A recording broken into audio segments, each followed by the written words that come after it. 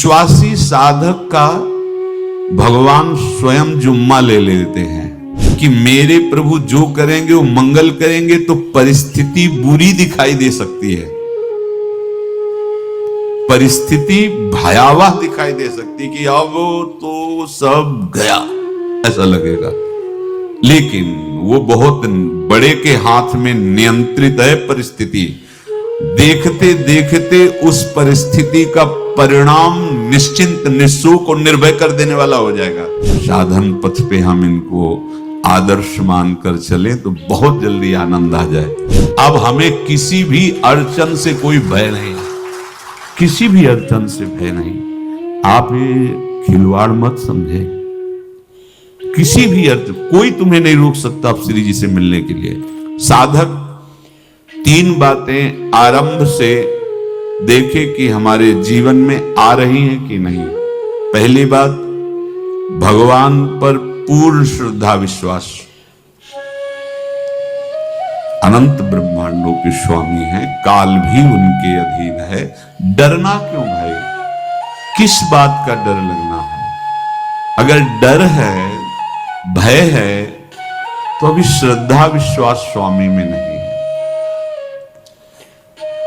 अगर हमें हृदय में कष्ट अपना प्रभाव पहुंचाना चाहता है तो जैसे कोई ठंडी से बहुत कांप रहा हो और माता दौड़कर आवे, अपने हृदय से लगा के अपने शरीर का ताप देकर उसकी ठंड को दूर कर दे, ऐसे प्रियाजू करती है, ऐसे प्रियालाल करते हैं। ये कहा कहो बड़ भाग, नित नित रति हरिवंश हित, नित बरधत अनुराग, यह जो कृपा हरिवंश की। ये अपनो भाग आपन मुख, कहा जो श्री हरिवंश बल, हरिवंश भरोसे भय निडर, सुनित गर्जत हरिवंश बल। देखा है कष्टों की बौछार है, ऐसे जैसे ऊपर से वर्षा हो रही है, भगवान शेष फणों का छत्र, संवर्तक मेघ प्रलयंकारी वर्ष रहे, गिरिराज जी का छत्र। ऐसे भक्त को कृपा छत्र से हर समय सुरक्षित रखा जाता है। भक्त बनने के लिए कोई विशेष लायकात की आवश्यकता नहीं। मैं समस्त गुणों से हीन, पर मैं अपने प्रभु का, बस यही लायकात है। प्रभु की सिवा यदि आपका कोई अन्य आश्रय तो आपको धोखा लगेगा। नहीं तो सच्ची कह रहे हैं, इसी जन्म में निहाल हो जाओगे। एक बात केवल स्वीकार करो कि प्रभु के सिवा मेरा कोई नहीं है, और है भी नहीं। स्वीकार कर लोगे तो तुम्हें अनुभव में आने लगे। हम प्रतिपल देखते हैं, प्रतिपल। वो केवल अपनापन चाहते, केवल अपनापन, कोई दूसरा नहीं होना चाहिए। बस कहां बाहर तो देखो आप सब हमारे हो, अंदर से नहीं हो। अंदर से आप सब श्री जी के हो और हम आपके सेवक हैं। बाहर से आप गुरु मानो, जो भाव मानो, वो आपको श्री जी जाने। अंदर से हमारे आप श्री जी के जन हो और हम आपके सेवक हैं। बाहर से कुछ भी व्यवहार मानो, कोई बाहर से व्यवहार का कोई अस्तित्व नहीं, अंदर की बात का अस्तित्व होता है। आप सब हमारी स्वामिनी के परिकर हो, हम आपके दास हैं। बस इस बात से हमारा अपनापन आपसे है, नहीं श्री जी के सिवा किसी से कोई अपनापन नहीं। कि आप इसका प्रभाव समझिए।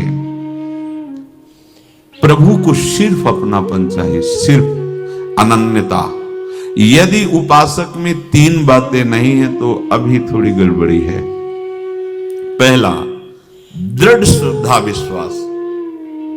दृढ़ श्रद्धा, अब नहीं, अब नहीं, अब नहीं। अब तो हाथ उठने का समय आ गया। अब क्या, अब नहीं। अब गाहक मत फंसाओ, बाजार बंद करो, हाथ उठा लो, चलो अपने घर चलो। समय आ गया, घर चलने का समय है। नहीं तो कलयुग अपनी बाजार ऐसी फैला देगा कि भूल जाओगे कि घर भी जाना है। दूसरी बात, जो गुरु ने भजन दिया उसमें तत्परता, सच्ची मानिए। जीवन भर कभी इस प्रमाद को गुरु कृपा से आने का अवसर नहीं दिया गया, कि चैन से सोए हों और चैन से खाए हों पूरे जीवन में, कभी सुविधाओं को स्वीकार नहीं हुआ, पर साधन मार्ग में कभी भी शिथिलता नहीं हुई, तत्परता ही, प्रभु पर पूर्ण श्रद्धा विश्वास और गुरु प्रदत्त साधन पर तत्परता, और तीसरा खास विषय इंद्रियों से भोगों को न भोगना। तब ये जो रंग है परमार्थ का, तब अब 2-4 माला की और मनमानी आचरण की कहते हैं हमें भगवदानंद की स्फूर्ति नहीं होती। आपने रास्ता रखा है भगवदानंद का, बाजार लगाए बैठे हो अंदर हृदय में अन्य आसों की, अन्य भोगों की, अन्य चाहों की, अन्य मान्यताओं की। अरे खाली करो, ये सब माया का खेल है। एकमात्र प्रभु, बस जब ठन जाएगी ये बात, अच्छा गौर से देखो क्या है, जब चलोगे तो क्या होगा, चलने की तो सोचो, उस दिन की सोचो जिस दिन चलना है, और किस दिन चलना है पता ही नहीं है, तब तो और होश में हो जाओ। आपको कोई भी यहां सहयोग देने वाला नहीं, कोई भी वस्तु आपकी नहीं, कुछ भी आपके साथ नहीं जाएगा, तो होश में हो जाओ, संभाल लो, आगे की गति मत बिगाड़ो। 3 बातों पर ध्यान दीजिए, श्रद्धा और विश्वास अटूट अपने इष्ट पर। दूसरी बात, हमारे हृदय में जो गुरुदेव ने उपासना का बीज रोपण किया, तत्परता। देखो आपको हृदय की बात कहता हूं, माया के पास केवल प्रलोभन है, ये सुख में बांधती है। सुख का प्रलोभन अच्छे से सजा के पेश करके देना, साधक को भ्रष्ट करना, ये इसका स्वभाव है माया का। माया किसी व्यक्ति का नाम नहीं, किसी शरीर का नाम नहीं। भगवत विमुखता जिस वस्तु व्यक्ति स्थान से हो वही माया है। माया का मतलब थोड़ी जैसे कोई स्त्री शरीर पे आरोप कर दे या पुरुष शरीर पे आरोप कर दे, ये तो माया है, तो और क्या है। मैं, मोर, तोर, तय और जहां तक इंद्रियां जाएं, जहां तक मन जाए, सब माया ही है। इसको देखा है भगवान के पार्षदों ने। ये क्या करती है, चमकीली लेबिल लगाकर, सुख का चारा डाल करके जीव को बांधती है। इससे सुख मिलेगा, बहुत सुंदर है ये वस्तु, ये शरीर, ये व्यक्ति, ये स्थान, ये पद, इससे वो बांधती है। विवेक ऊपर की लेवल का तत्काल ऑपरेशन करता है, वो आंतरिक विषय पर दृष्टि डालता है तो सब खोखला निकलता है, बाहर निकल क्रॉस कर जाता है। होए विवेक मोह भ्रम भागा, तब सब विषय विलास विरागा। अज्ञानी उसी आकर्षण सुख में बंध जाता है, और सुख तो था नहीं, बंधन इतनी जोर का हो गया, अब मुक्त हो सकता नहीं, तो उसके हृदय में लगता है इसके बिना जी नहीं सकते, इस नशा के बिना, वस्तु के बिना, व्यक्ति के बिना। और एक सूक्ष्म बात, वो जब आपको सुख देगी तो आपको स्वतंत्रता का आभास कराएगी, और जब आप उसको छू लेंगे तो आपको परतंत्र बना देगी, भयभीत कर देगी।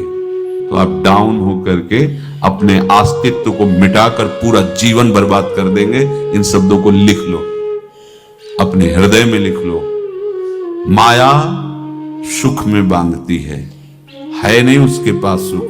जिसे तुम सुख समझते हो वो सुख नहीं, बिल्कुल सुख नहीं, वो सुख की छाया है, तुम्हें समझ पड़ती नहीं, ये गिरधर की माया है।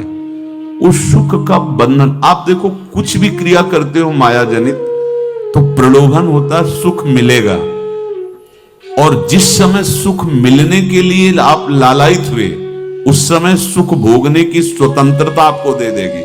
लो, आप समझ रहे हैं हम स्वतंत्र स्वामी होकर सुख भोग रहे हैं? नहीं, अब भोग लिए ना, अब गुलामी उसकी सहो। अब तुम्हें वैराग्य हो रहा कि मैं नहीं भोगूंगा, तो उसकी दृष्टि बदलेगी। समझ रहे हो? अब आप अपने आप को पूरे शरणागत कर दिए, हर तरह से तुम्हें बांध करके भगवत विमुख करके नष्ट कर देगी। ये बात अच्छे से समझ लो, अच्छे से।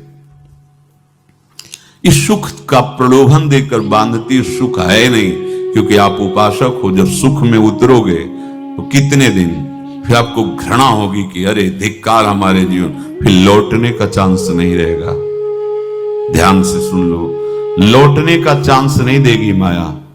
तुम्हारी ऐसी आंतरिक कमजोरी हो जाएगी, ऐसी वृत्तियां कमजोर हो जाएंगी कि तुम उस माया के इशारे पर नाचोगे, उसके विपरीत तुम बोलने की भी ताकत नहीं रख सकते। मान लीजिए, विषय चुगा जिन चुगे, कछुक चुगत सुख होए, फिर जो फांसी ऐसी लगे, तेसम दुख न को। ये अनुभवी महापुरुष रसिक शेखर श्री ध्रुवदास जी महाराज कह रहे हैं। तो तीसरी बात का संयतेंद्रिय, दृढ़ श्रद्धा विश्वास भगवान पर, गुरु प्रदत्त प्रबल साधना में तत्परता, और इंद्रियों की गुलामी कभी स्वीकार न करना। जीवन में ध्यान रखा जाए, केवल प्राण पोषण शरीर के निर्वाह के लिए जो निरपेक्ष भाव से मिले उसे स्वीकार करो, अन्यथा ये प्रलोभन सुख का देकर माया तुम्हें बांध लेगी और फिर तुम्हें अधीन कर लेगी। कितने ऐसे मार्ग में उत्साहित होकर चलते हैं, पर गुरु कृपा पात्र ना होने के कारण, चतुर खिलाड़ी ना होने के कारण वो प्रलोभन में फंस जाते हो। फंस गए तो फिर मछली का कांटा जानते हो, ऐसे अब वो चाहे जितना हिले डुले, वो कांटा नहीं निकल सकता। अब तो उसको मरना ही पड़ेगा। ये जन्म बर्बाद ना हो, आप सबसे प्रार्थना है। बहुत ही अपने घर की जैसी बात होती है। इसका कार्य है माया का सुख में बांधना, सुख के प्रलोभन से, और आपको सुख भोगने के लिए स्वतंत्रता देना। आप उस स्वतंत्रता से सुख भोगे कि न जाने कितने जन्मों की परतंत्रता तुमने स्वीकार कर ली। अगर इस रहस्य को जान जाओगे तो डरोगे। ये डरे डर हरिवंश ही। श्वास जैसे मनुष्य स्वाभाविक लेता है, खाते पीते सोते चलते उठते बैठते बात करते हंसते, सब अवस्थाओं में आप श्वास नहीं लेते, स्वाभाविक आ जा रही है। ऐसे ही श्वास प्रश्वास अपने आराध्य देव के स्मरण का अभ्यास बना लो। अभ्यास योग युक्त चेतसा नान्यगामिना। और जैसे तनिक भी श्वास रुकी तो घबराहट, बेचैनी, परेशानी आ जाती है, ऐसे ही श्वास प्रश्वास यदि नाम से खाली जाने लगे तो घबराहट, परेशानी, जलन पैदा होनी चाहिए। तब आप उपासक माने जाएंगे। क्या ऐसा हो रहा है?